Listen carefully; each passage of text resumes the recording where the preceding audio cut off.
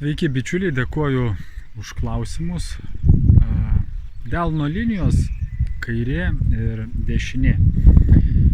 Tai įprastai pas dešiniarankius kairysis delnas jisai reiškia tai, ką žmogus jisai atsinešė iš praeitų gyvenimų. Tiesiog mes gyvenam ir mes ugdomės arba nesiugdom kažkokias tai charakterio savybės. Ir kada žmogus jisai palieka savo kūną, tai nėra taip, kad jisai viskas vėl prasideda iš naujo.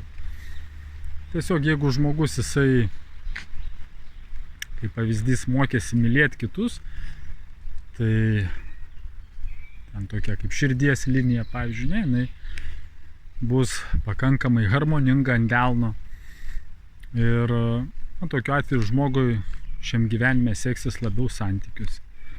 Jeigu žmogus nesimokė mylėti kitų, jisai mylėjo visą gyvenimą tik save, nenorėjo nieko dėl kitų daryti, reiškia ta linija, jinai bus arba ten labai trumpa, arba kažkokia tai nepalankiai atrodanti linija. Ten daug visokių variantų, bet įprastai tai yra ant kairio delno linijos, jos atrodo, reiškia, tiksliau neatrodo, parodo, ką mes atsinešėm. Dešinys delnas jisai jau rodo, kaip mes realizuojam. Tiesiog aš gimiau, aš galbūt neturiu tam tikrų savybių, ar sakykime, man kažkas gyvenime nesiseka, bet tai nereiškia, kad tai fatalu, aš nieko negaliu pakeisti. Tiesiog kaip principas aš galiu daryti pokyčius ir tai nurodys labiau dešinysis delnas.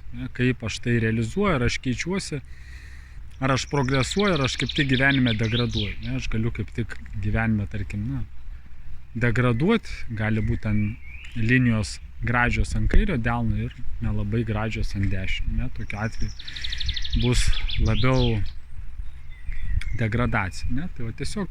Ir kitas dalykas, taip yra, kad linijos, tarkim, ant kairio delno jos rodo labiau žmogaus vidų, kaip jis irgi gali elgtis, sakykime, tokio kaip artimoje aplinkoje arba šeimoje, nes mes irgi būnam vienokie, tarkim, draugų arba šeimos rate ir galim būti visai kitokie, tarkim, ten darbe ar kažkur tai visuomenėje ar ten mokykloje ir taip toliau.